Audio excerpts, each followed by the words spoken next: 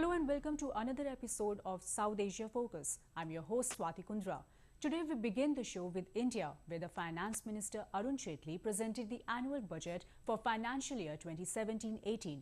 The crucial budget after cash crackdown has been hailed by the business fraternity and the people at large. We have a report. The business fraternity and the common people alike closely watched as Finance Minister Arun Jaitley presented the Union Budget for 2017-18 before the Parliament. In a country facing challenges after demonetization, the budget is aimed to speed up economic growth, combat black money and benefit honest taxpayers. The minister announced increase in spending on rural areas, infrastructure and fighting poverty, and sought to assure lawmakers and the country that the economic impact of the government's cash crackdown would wear off soon. Business leaders believe with remonetization working well and goods and services tax on the anvil, private sector investment should also revive shortly. Effect of demonetization is already crippling out. So I think the effect of demonetization will not spill over to the next financial year, which has been said by the finance minister also. And with the kind of plans which have been announced by the government, which are promoting the investment in infrastructure, in rural economy and in heavy industries basically. So this will actually help the government to achieve that over 7% growth rate in the next fiscal.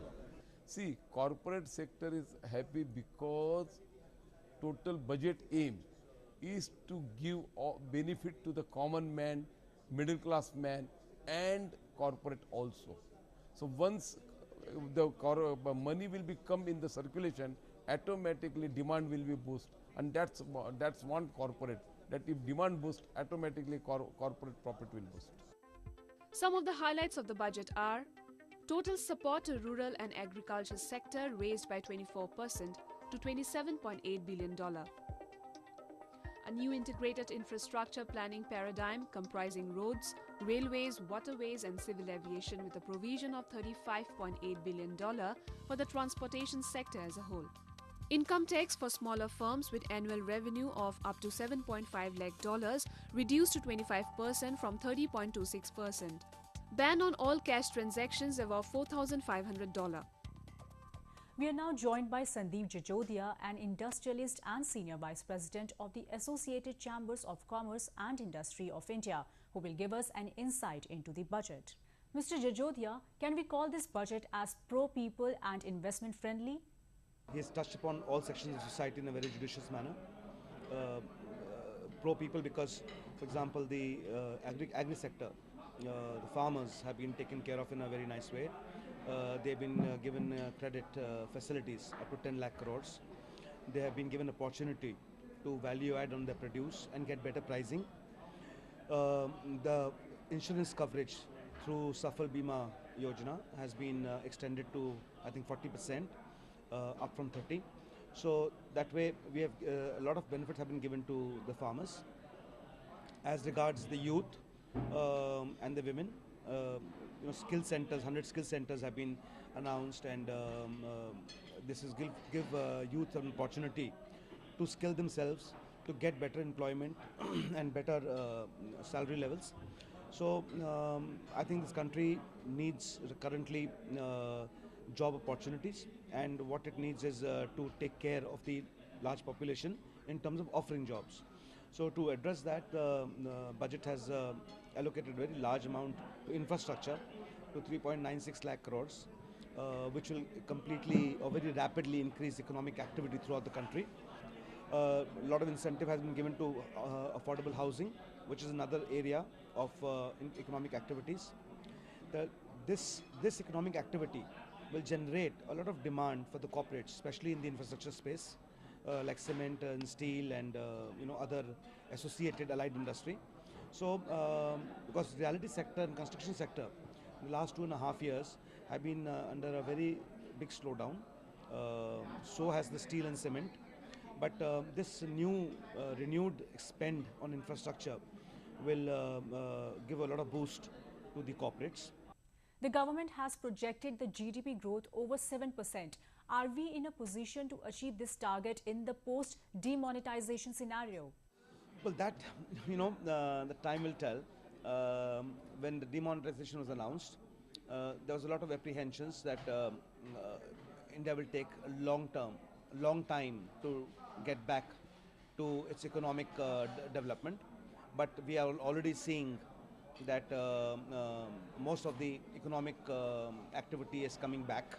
So it's just been two months or so since demonetization was announced. So, well, demonetization definitely in the last quarter of last calendar year has affected revenues for companies. But I think this quarter they are going to do much better. GDP growth to be above 7%. I'm sure it's based on a lot of solid facts, and I'm just hoping that we do achieve that. Well, thank you, Mr. Jajodia, for your views. Now let's move to Pakistan, where police have placed Hafiz Muhammad Saeed, the alleged mastermind of Mumbai attacks in 2008, under house arrest. In 2012, the United States placed a $10 million bounty for information, leading to the arrest and conviction of Saeed, who is also the founder of the militant outfit Lashkar-E-Taiba. We have a report. 26th November 2008, Mumbai.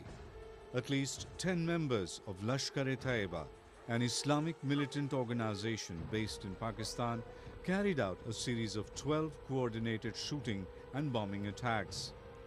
164 people were killed and over 300 injured in the dreaded attacks, which lasted for 4 days. The alleged mastermind of the attack, Hafiz Muhammad Saeed, was roaming freely in Pakistan till recently, before he was put under arrest in his home in Lahore city.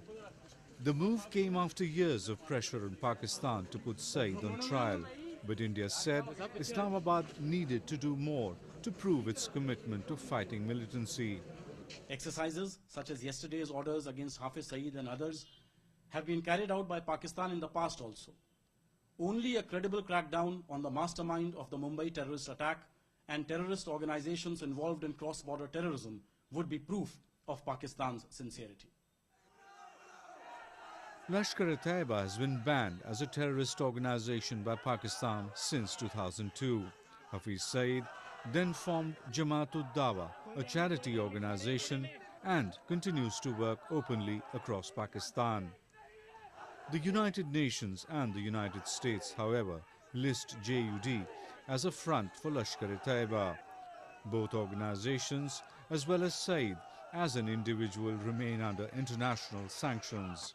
If they are really serious or want to curb militancy, then they should arrest him properly, and he should be tried in a court of law and later handed over to India. India has given them enough dossiers, enough evidences, that he was in his organization and he himself was involved in not only 26/11 massacres in Bombay, but many other militant strikes in India. Internationally proscribed terrorist entities and their leaders continue to roam the streets of Pakistan freely and operate with state support.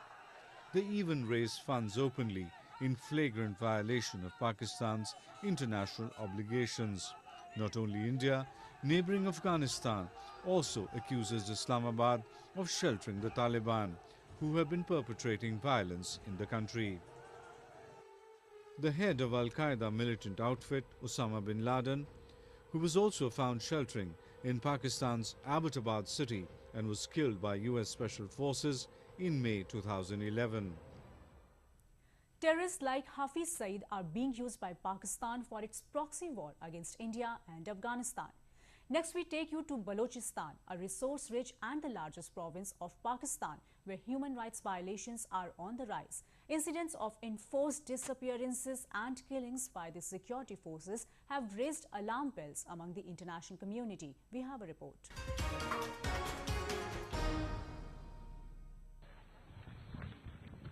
This amateur video recorded by an unknown person near Quetta city shows women and children protesting on the Quetta-Taftan RCD road as they demand immediate and safe release of 4 Baloch football players. They blame Pakistan's paramilitary Frontier Corps for attacking a football match in Kili Sargat area of Mustang and abducted the local players. There is no information about the whereabouts of the victims. Pakistan से appeal करते हैं कि वो हमारे भाइयों को हमारे सामने लाए अगर उन पे कोई भी केस है अगर उन्होंने कुछ भी किया है एज अ सिस्टर मैं कसम खा के कहती हूँ अगर पाकिस्तान अपनी अदालतों में साबित करे कि उन्होंने कुछ किया है एज अ सिस्टर मैं कसम खा के कहती हूँ कि मैं उन्हें खुद अपने हाथ से फांसी दूंगी. The Baloch have been raising the human rights issue by protesting outside the United Nations in Geneva and other parts of Europe, the USA and Canada. They have been appealing to the Western world to pressurize Pakistan to stop atrocities on Baloch people. Thousands of Baloch are missing and many of them were killed by the intelligence agencies over the past few years. We're now joined by Christopher Lundberg, leader of Socialist Justice Party in Sweden, to know how the people in Europe look at the deteriorating situation in Balochistan. Mr. Christopher, how do you analyze the situation in Balochistan? The world must open their eyes what's happening in Balochistan. Last year, 2015, it was 463 people kidnapped by the Pakistani army against their will and taken away. It was just during 2 weeks in December, 40 women and 28 children kidnapped by the army. Where these people are taken, we don't know, but we can see that mutilated bodies is found around Balochistan of kidnapped people. A lot of testimonies come from political activists, human rights activists that's been in torture cells, and you'll be very lucky if you get out of the torture cells. A lot of people be kidnapped and they will never be found or will be found dead. Is this the right time for the West to act against Pakistan for human rights violations in the province? The Baloch people need the international solidarity from ordinary people, because when you search solidarity from world governments, they will have their own interests. Imperialism, both the US and China, they have their interests, their economic interests in Balochistan. And I don't think that you can have any solidarity from that kind of capitalist countries. They have their own economic interests when they come to Balochistan. So I think that the Baloch people need a solidarity from ordinary people in the rest of Pakistan and in the rest of the world to overthrow this government of Pakistan, but also to take power in their own hands. But we have seen no opposition from the international community on the situation in Balochistan. What is the need of the hour? Yeah, of course you have to protest very strongly against Pakistan when it's obviously that they kill people, they torture people. It's a slowly genocide taking place in Balochistan, and that must be raised, and it must be heard all over the world. But I think that it will only come to the table of the international governments when ordinary people take the question up. It's the same with the Kurdish question when they were attacked by ISIS. It was when thousands and tens of thousands took to the street in solidarity with the uprising in Rojava, for example, that the world government opened their eyes about Kurdistan. And it will be the same about Balochistan. We need to reach out for ordinary people to start to protest and give the solidarity with the Baloch people, and then even the world leaders will open their eyes. Well, thank you, Mr. Christopher. Now we talk about Nepal, where the instability continues over the Constitution Amendment Bill, as Nepal government has assured to garner consensus on the amendment. Keeping in view the concerns of dissenting groups, protesting parties have reiterated the need for rewriting the country's constitution. Today we are joined by Nepal former Prime Minister Dr. Baburam Bhattarai, who believes constitutional amendment is necessary to bring prosperity to Nepal. Mr. Bhattarai, you recently formed Naya Shakti Party and has made an alliance with the United Democratic Madhesi Front, an alliance of major Madhesi parties. How will this alliance function? But during the promulgation of the constitution, some of the grievances of the Madhesh-based parties and the Janajatis who fought for federal restructuring of the state were not addressed properly. That is why even after more than 1.5 years, the constitution has not been able to be implemented effectively. So, Naya Shakti party has decided to enter into an working alliance with this federal alliance, including the Madhesh-based parties, so that we can mount pressure on the government to introduce amendment motion in the parliament to cater the demands of the Madhesh-based parties. Then we can move ahead to our agenda of development and prosperity. That is why this is basically a working alliance. What is the agenda of your party? We want to unite all the people of Himal, hills and the Tarai plains, or the 3 basic clusters of Nepalese nationalities, including the Madheshis and Tharus, the Janajatis and the Khasarya people. And thirdly, the old party have failed to provide good governance, and we want to eradicate corruption and provide good governance. Based on this principle, we are trying to push forward polarization among various political forces, independent people and people of various persuasions. You supported the constitution before the promulgation, but now you are opposing the same. What is the main reason behind this dual character? They are totally false. I was the chairman of the Constitutional Committee of the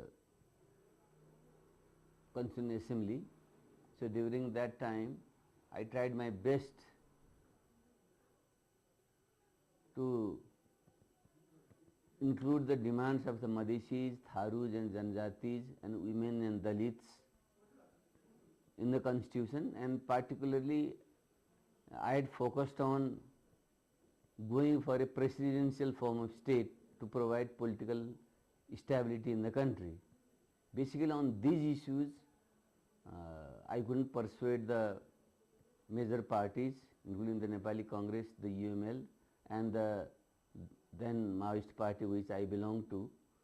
So just to preserve the political gains of Maoist peoples who are in the Madheshi movement, namely the republicanism, federalism, secularism and inclusive democracy, I signed the constitution with my reservations on the issue of federal restructuring and form of governance.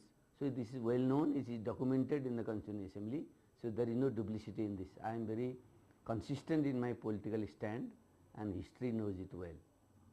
Well, thank you Mr. Bhattarai for sharing your views. Moving on to Afghanistan, where the young women are getting fond of wushu, a sport developed from traditional Chinese martial arts. These women defied Taliban threats and conservative society to make a mark in martial arts. Take a look.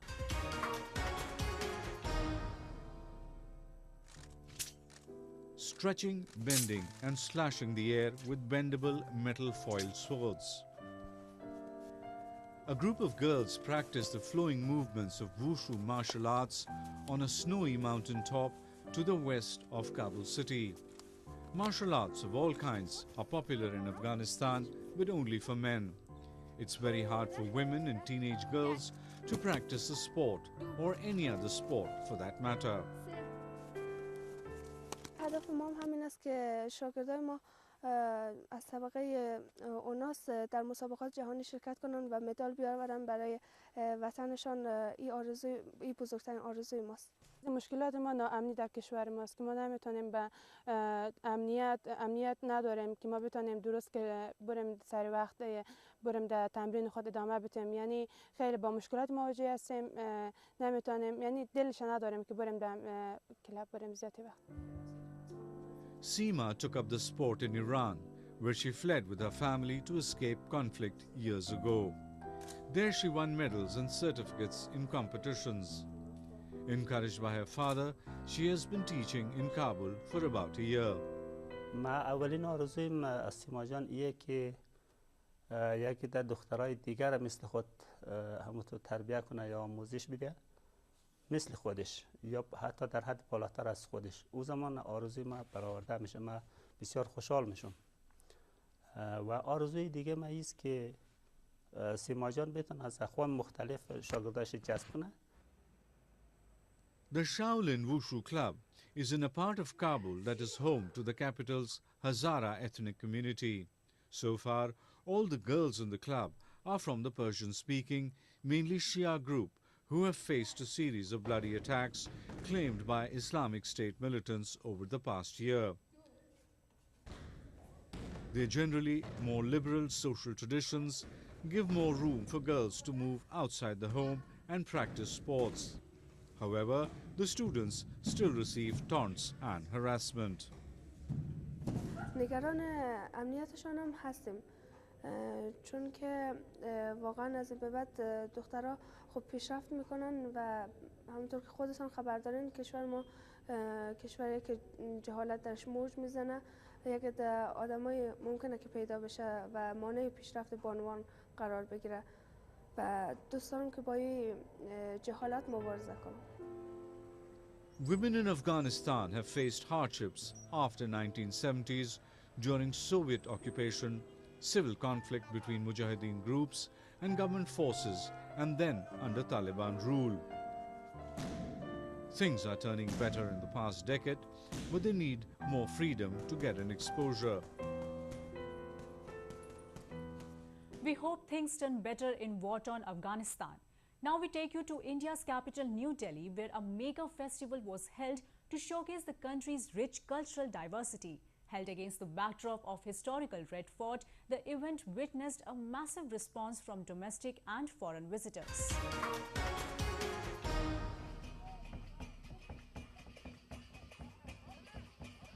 Handicrafts, embroidered clothes, jewelry and much more. Products depicting the diversity of India were showcased at Bharat Parv, a festival held against the backdrops of the historic Red Fort. They not only got an opportunity to buy products from various parts of India but had direct interaction with the artisans and craftsmen. Rajasthani traditional jewellery है, पौंची वगैरह, लाख की चूड़ियाँ, ये यहाँ पर दिल्ली के लोगों को बहुत ही पसंद आई है क्योंकि ये ट्रेडिशनल राजस्थानी है जो कि हर जगह नहीं मिलती है, राजस्थान में मिलती है और दिल्ली वालों को बहुत पसंद आई है। और जो आउट ऑफ इंडिया से आए हैं फॉरेनर्स, उनको भी बहुत पसंद आई है। जैसे इस टाइप की ये पहुंची है, ये यूनिक हो जाती है, ये यूनिक हो जाता है इस टाइप का bangles. A festival without food is incomplete. To serve the best authentic food from the country, some 50 food stalls were set up serving kachoris, biryani, momos and a lot more. Held under the aegis of India's tourism ministry, the aim of the festival was to promote the tourism potential of the country. It's very fresh and new for me, and then how to say, so many culture and with the different culture and the food also I'm so enjoy. And then the color of Indians is very special for me. And Indian also, I found out very places in India very clean. And then I love this place, India. Actually, we came to see the Red Fort. It was closed, so we found this beautiful market, and it was good. We eat when we saw the cars, the people, and everything. It was super cool. We live happy from here. The evenings during the festival turn lively as artists mesmerize visitors with their enchanting performances. Be it a tribal dance, a folk dance, classical or Sufi, the lively concerts reflected India's cultural diversity at its best. Enjoy this performance.